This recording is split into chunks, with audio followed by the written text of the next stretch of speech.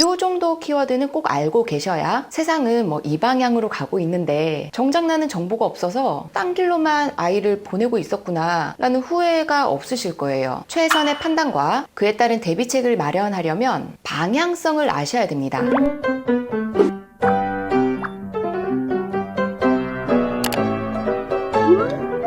안녕하세요. 어디든 학교의 하유정입니다. 이제 연말이 점점 다가오나 봐요. 이제 연말이 다가오는구나. 제가 이렇게 느끼는 첫 번째 신호는 바로 앞으로의 전망을 내다보는 각 분야의 트렌드를 알려주는 책이 나올 때예요. 여기 어디든 학교는 교육 채널이니까 대한민국 교육에 대한 전망, 미래를 움직이는 교육의 핵심 키워드 빠르게 훑어드릴게요. 아마 키워드만 인지하시더라도 조금은 더 선명하게 교육의 빅피처를 좀 그릴 수 있으실 거예요.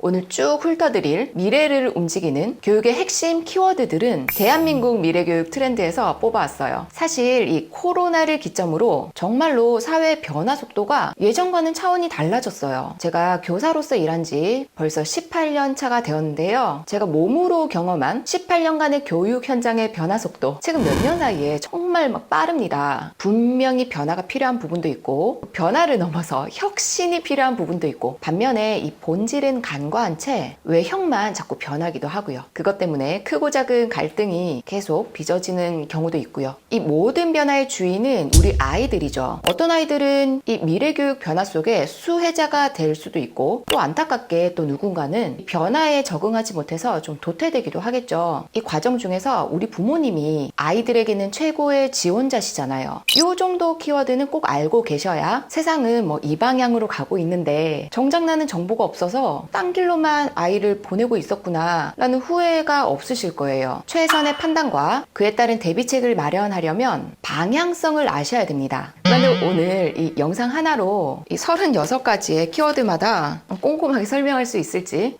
너무 많을 것 같은데요. 어쨌든 시작을 해보도록 할게요. 모든 트렌드는 지금 여기 바로 현재에서 시작하거든요. 이 책도 마찬가지예요. 대한민국 교육의 현주소부터 알아야 미래를 논할 수 있겠죠. 그래서 교육의 핵심 키워드 그 첫 번째는 바로 인권입니다. 학생 인권 그리고 교사의 인권. 이 각각의 인권은 서로 상충되는 개념이 아니잖아요. 이 모두의 인권을 보장하기 위한 해결책을 제안하고 있어요. 두 번째 키워드 학폭.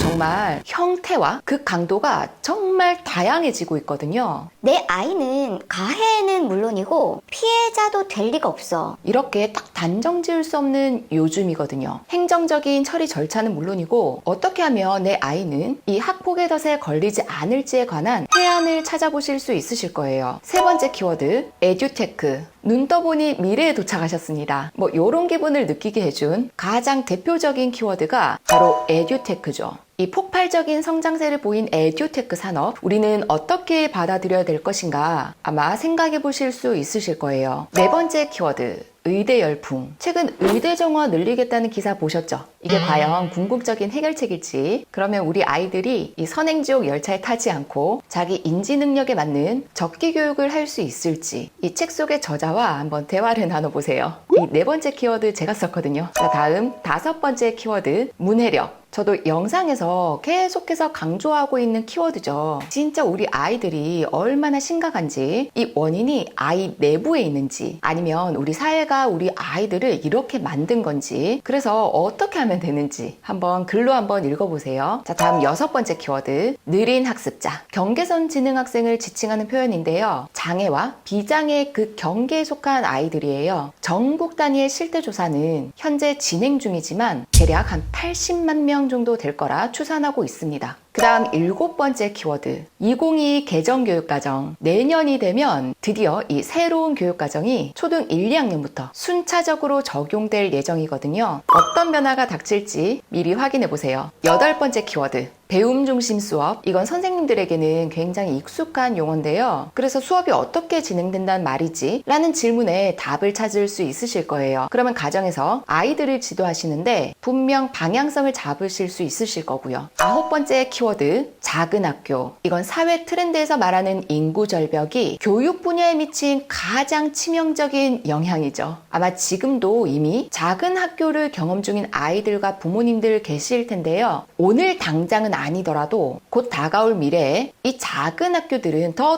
많아질 건데 그게 우리 아이에게는 어떤 영향이 있을지 한번 알아보세요. 다음 10번째 키워드, 고졸 취업. 대학에 가지 않고 취업을 선택하는 아이들, 현재 통계를 보면 10명 중에 7명은 대학을 선택, 나머지 3명은 취업을 선택하는데요. 고졸 취업자라는 이 프레임으로 아이들을 명시해 놓고 있지만 이제 곧 이 프레임을 좀 걷어줘야 되겠죠. 이건 누구의 몫일지, 선취업, 후학습은 어떠할지 한번 고민해 보세요. 11번째 키워드, 생태 환경교육. 사회 트렌드에서 말하는 이 기후위기라는 키워드가 교육 분야에 들어온 케이스죠. 매일 식상하게 북극곰 타령만 맨날 할 게 아니라 기후위기에 대응하는 이 능력이 결국은 미래의 아이들에게 경쟁력이 될 거라는 것. 이 사실을 아셨으면 해요. 12번째 키워드, 다문화. 이제 너무 새롭지도 않은 키워드죠. 그런데 중요하게 생각하시나요? 단순히 우리 동네 또는 우리 반에 있는 낯선 모습의 친구, 요 정도 개념은 좀 깨셔야 합니다. 이 다문화라고 하는 개념을 훨씬 확장해서 받아들일 수 있어야 아이가 이 대한민국이라는 좁은 틀에 갇히지 않아요. 13번째 키워드, AI 디지털 교과서. 기존에도 디지털 교과서 있었거든요. 그런데 이제는 앞에 AI가 붙었어요. 당장 내년부터 적용될 새 교육과정의 새 수학 교과서, 여기에 나오는 여러 가지 교구조차 디지털로 제공될 거예요. 장단점 있습니다. 우린 최대한 이 단점은 줄이고 장점은 좀 극대화시켜서 좀 효율적으로 사용할 수 있어야겠죠. 자, 그 다음 14번째 키워드, 생성형 AI. 대표적인 게 챗 GPT죠. 이게 교육적 유용성, 활용성 정말 좋거든요. 대신 아이에게 어떤 부분은 좀 조심해야 하고 또 어떤 부분을 좀 오픈해야 될지 시각을 좀 키워보시기를 바랍니다. 그리고 그 외에 인성교육, 고전교육, 디지털 놀이, 진로교육, 대학 입시 변화, 역사교육, 그리고 아직까지 해결되지 않은 교육 정책 변화에 관한 고찰, 그리고 제가 지금 소개 못 드린 부분도 굉장히 많아요. 이 미래교육 키워드를 36명의 현장 전문가들이 진단과 해법을 풀어가고 있어요. 이거 다 소개해 드리려면 밤새야 될 것 같아서 남은 내용은 텍스트로 보시고요. 있으신 분들은 저와 같은 현장 전문가들은 물론이고 관련 학문의 최고 권위자인 교수님들, 연구사님, 또 교육감님 등등등 이렇게 한 사람에게만 듣는 것보다는 훨씬 더 전문적인 교육 이야기를 들을 수 있으세요. 교육서 중에서도 특히 전문성이 짙은 책이기 때문에 꼭 시간 내셔서 정보의 수준과 범위를 넓히시기를 바랍니다. 그럼 저는 다음 영상에서 다시 찾아뵙도록 할게요.